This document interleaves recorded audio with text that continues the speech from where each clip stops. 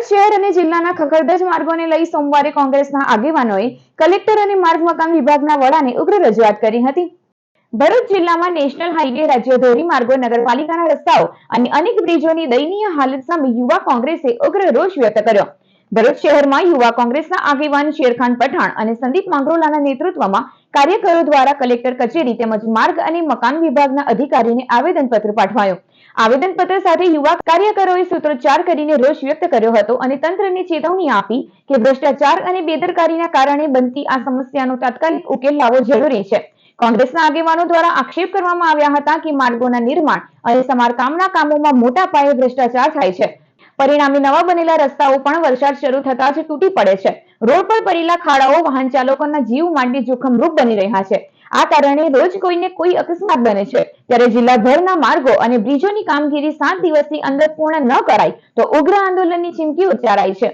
આ અંગે માર્ગ અને મકાન વિભાગના ઇન્ચાર્જ કાર્યપાલક ઇજનેર રોનક શાહે મીડિયાને જણાવ્યું હતું કે ભરૂચ જિલ્લામાં માર્ગ અને બ્રિજોની હાલત જાણીને તાત્કાલિક કાર્યવાહી શરૂ કરવામાં આવી છે। કેટલાક માર્ગો પર કામ શરૂ થઈ ગયું છે અને ટૂંક સમયમાં તમામ કામગીરી પૂર્ણ કરાશે। જો 7 દિવસમાં તપાસ કરી કાર્યવાહી નહીં થાય તો કોંગ્રેસે ધરણા સાથે માર્ગ અને મકાન વિભાગની કચેરીને તાળાબંધીનું અલ્ટિમેટમ આપ્યું છે।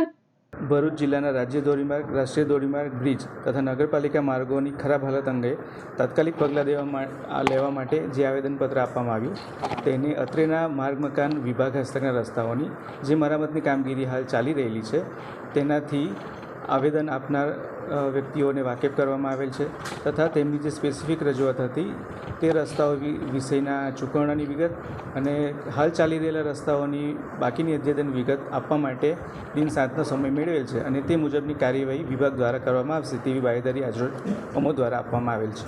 સર, આ રોડ રસ્તાઓમાં જે ભ્રષ્ટાચાર ચાલશે એના ઉપર કેમ કોઈ દિવસ એક્શન લેવામાં નથી?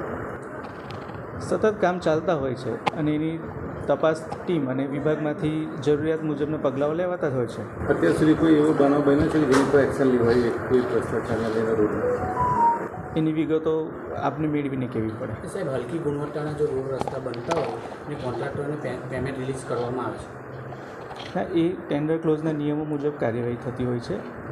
એના ક્લોઝમાં જે રીતનું ચૂકવણું જેટલા કામનું હોય એ રીતનું કરવામાં આવે છે અને જો ખરાબ કામગીરી હોય તો તે માટેની રકમ પણ ભરપાઈ કરવામાં આવતી હોય છે કોન્ટ્રાક્ટ। આજે અમે લોકો કોંગ્રેસ સમિતિના તમામ આગેવાનો સાથે માર્ગ અને મકાન વિભાગની કચેરીને છેલ્લા 2-3 મહિનાથી ભરૂચ જિલ્લાના 20 રસ્તાઓની રજૂઆતો કરી રહ્યા છે। કેટલી વખત અમે રસ્તા રોકો આંદોલન કરેલા છે। આ તંત્ર જાડી ચામડીનું તંત્ર આની ઉપર કોઈ એક્શન લેતું નથી। આજે ફરી એક વખત અમે લોકો આજે આ કચેરી પર રજૂઆત કરવા આવેલા છે। અમે લોકો અહીંયા તાળાબંધી કરવા માટે જ આવેલા છે પણ આજે અમને કાર્યપાલક ઇજનેરે બાંહેધરી આપેલી છે કે 7 દિવસની અંદર એક સમિતિ બનાવીને એની પર તપાસ કરવામાં આવશે। જો 7 દિવસની અંદર આ લોકો સમિતિ બનાવીને તપાસ નહીં કરે તો 8મા દિવસે આ કચેરીને તાળાબંધી કરીશું, ધરણા કરીશું, તમામ રોડ રસ્તા રોકીશું। વલસાડની અંદર કલેક્ટરે જે પગલું ભર્યું છે અને કોન્ટ્રાક્ટરની સામે માનવવધનો ગુનો દાખલ કરવાનું એક ઐતિહાસિક કામ કરેલું છે। એ જ દિશાની અંદર ભરૂચના કલેક્ટરશ્રીને પણ હું વિનંતી કરું છું કે આ અધિકારીઓ જાડી ચામડીના છે, એ સાંભળે એમ નથી। તમે પણ આ શસ્ત્ર ઉગામો અને આ વિસ્તારના લોકોને રસ્તાની મરામત કરાવી અને રાહત અપાવો। આજે કરોડો રૂપિયા, અબજો રૂપિયાનો ટોલ ભરૂચની જનતા ભરી રહેલી છે પરંતુ નેશનલ હાઈવે જુઓ કે સ્ટેટ હાઈવે જુઓ, તમામ ખખડધજ હાલતમાં છે અને આમ છતાં ટોલના નામે સરકાર વસૂલી કરી રહેલી છે, એ પણ ગેરકાયદેસર છે। એ પણ તાત્કાલિક એમાંથી ટોલમાંથી મુક્તિ આપવામાં આવે એવી અમારી માગણી છે।